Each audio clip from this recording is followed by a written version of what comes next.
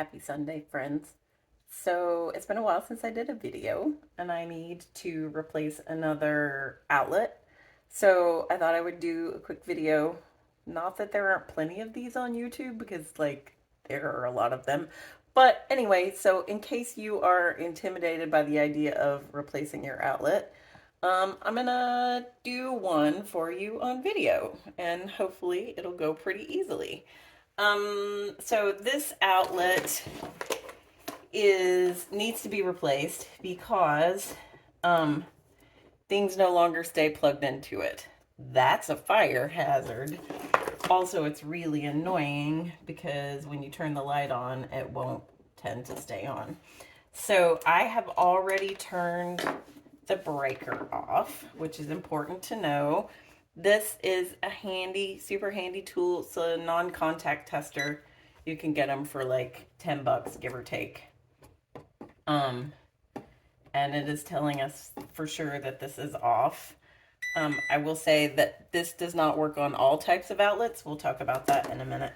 But, so let's take the cover off and see what we've got. These are usually flathead screws on older ones. So just undo the screws. Takes a minute, but it's easily enough done.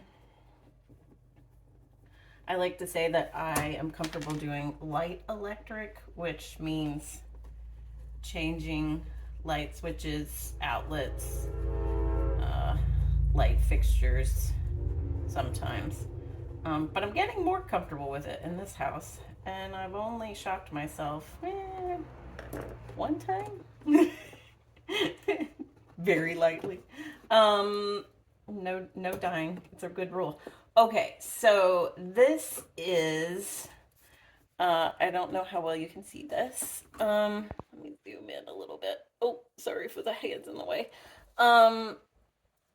So there are 2 black wires and 2 white wires. At this point, let's use our contact tester again to make sure everything is dead. There is no red flashy light. There is no beeping. We are all set. So this bare wire is your ground wire.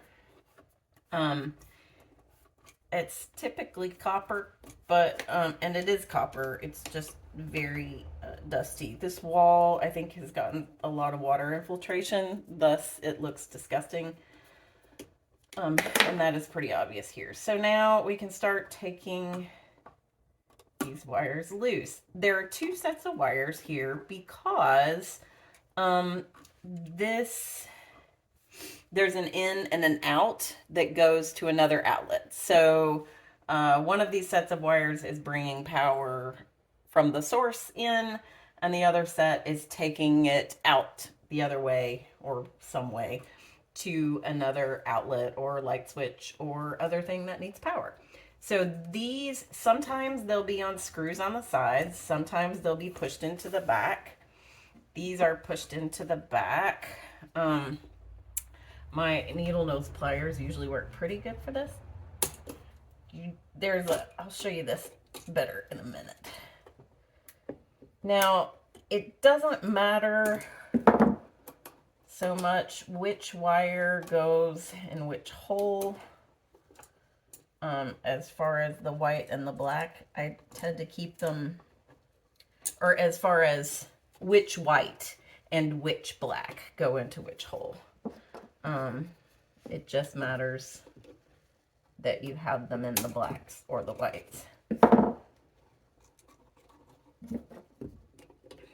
I usually keep them together, but so I will say I am noticing that this all of this wire is kind of corroded, so I'm gonna go get some sandpaper, which I should have done before, and fix that. But I'm gonna show you here if I can get it. So the round hole is where the wire goes, and the little, in this case it's a square hole, is where like the release is.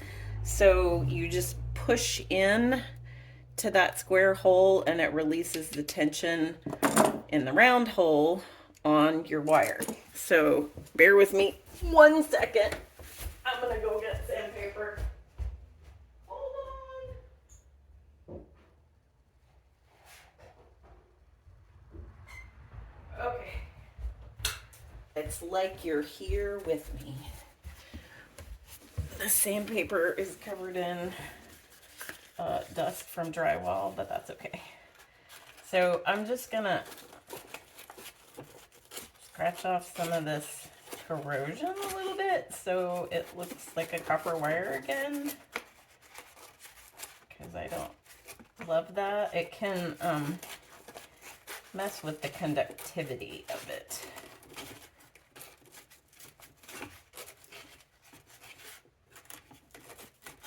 So I'll clean these off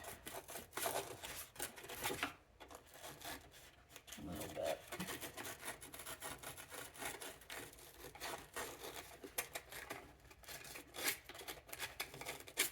All right, that should do it.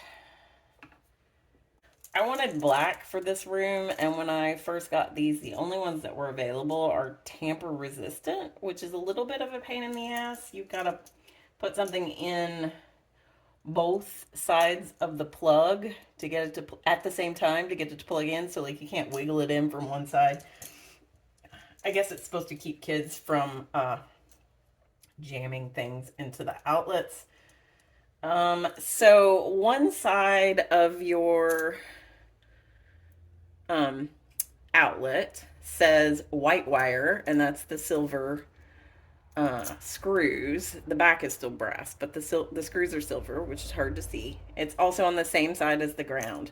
The other side says hot wire, which is usually, I don't know if you can see that, but it says hot wire.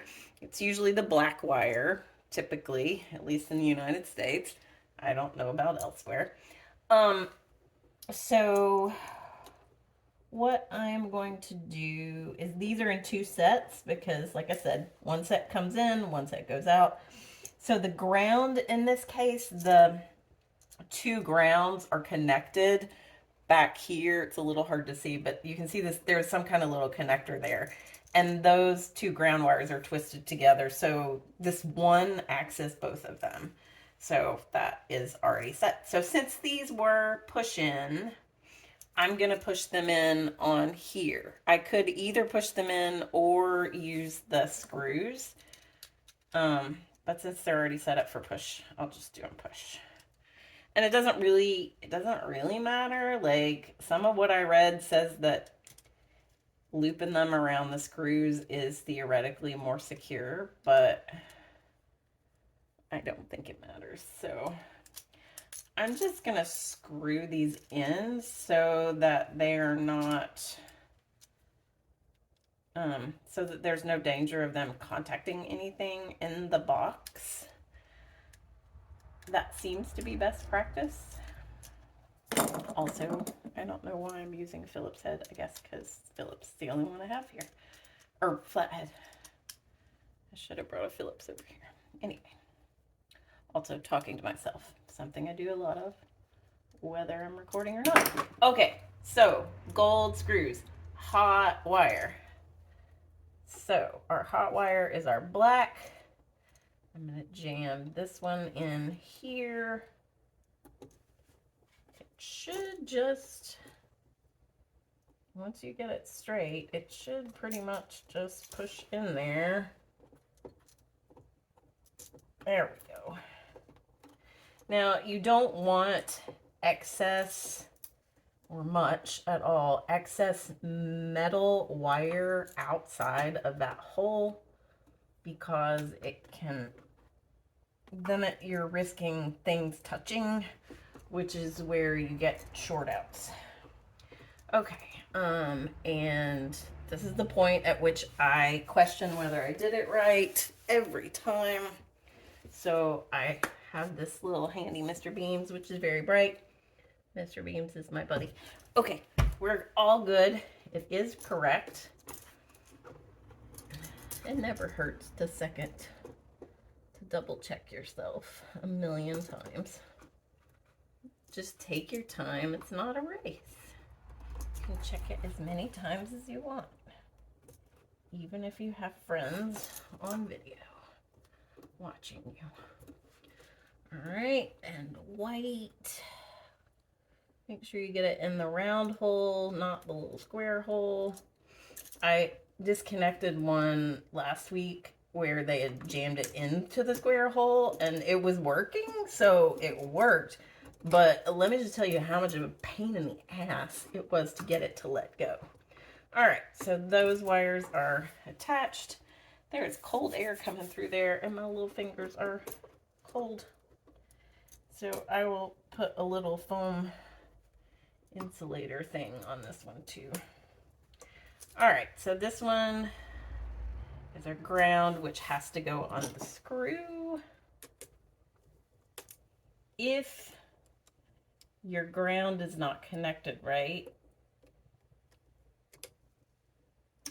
you can find that out with one of these little testers, which we'll use here in a minute. So I recently found out watching YouTube videos, as one does, that these wires are supposed to, when you're putting them on the screw, you're supposed to put them clockwise so that they tighten up when you screwed the screw in. In that case, the guy was solving an issue with a three-way switch, and that's how he knew it was not done by a professional, because they were wound counterclockwise.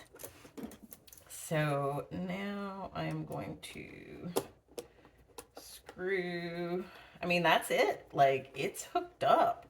So I'm just going to screw these in. And this is where a Phillips head screwdriver will be super helpful.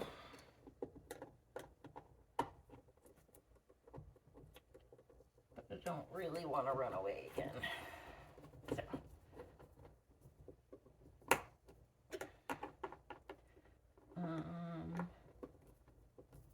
So yeah, like, what are you doing on your Sunday? I'm doing some light electrical. I also borrowed some tree tapping, maple tree tapping stuff, and tapped a couple of maples, so that's super exciting. Oh my god, I cannot see. Okay, so instead of making you guys sit here and watch me struggle with this flathead screwdriver, I'm just going to show you what I'm going to do. So I'm going to finish screwing those in, and then I am going to put this plate on here, and then I'm going to go turn on the power, and I'll be back. All right, people, I am back. I tightened up those two screws and I put this cover on, which just has a screw in the middle. Now, this is also a super cheap little electrical tool, which will tell us if our outlet is wired correctly. So, I'm going to plug it in, which is hard to do because the tamper resistant thing. Okay, so I think you can see pretty well. These bottom two lights are on, which is good. That is what we want. There's a little key right here on the side which says bottom two lights, yellow lights, correct. If our neutral was not right, it would tell us. That's your most common problem, is there's an open ground, which sometimes means you're not hooked up right there. More often, at least in this house, it means that somewhere upstream somewhere there's an outlet that is not grounded. Now I said that this usually works. This is where, okay, this one, it is working on this one. Some of the outlets that I did on the other side of the room, it was like this would not go in far enough to go off. So that's good. But that's it. The other video was, I think, 13 minutes long, and I chatted a lot and went to go get sandpaper and whatever. So really, changing out an outlet is a 10 to 15 minute job, even if you take your time. So not scary at all. If you have outlets that are loose, you should totally take the time. My tripod is being argumentative, but you should totally take the time and do it. Like an outlet is $1. So that really, like, it is totally DIY friendly, super easy, not at all scary. Just make sure you have the breaker turned off and you're good to go. Like, it is no problem. You can do those easily and completely safely with these two items, or even just this. Like, really, you can do it even if you just use a light to tell if, or something else to tell if the plug is on or not. So really, if you just have one of these little guys that tells you if it's wired right or not, you're all set. Couple of basic tools: pair of needle nose pliers, screwdriver, one of these little wire cutters in case, and strippers in case you have to, wire strippers in case you have to do something with them. But for changing out an outlet, usually you don't, unless something's more funky in there and like you gotta change out boxes and whatever. But if you get in there and it's super scary and things are bad, you just put it back together and call an electrician. It's no big deal. But if an electrician comes to change your outlet, he's gonna charge you a service call, and well, he should. And it's probably gonna cost you $250. So 15 minutes, you got this.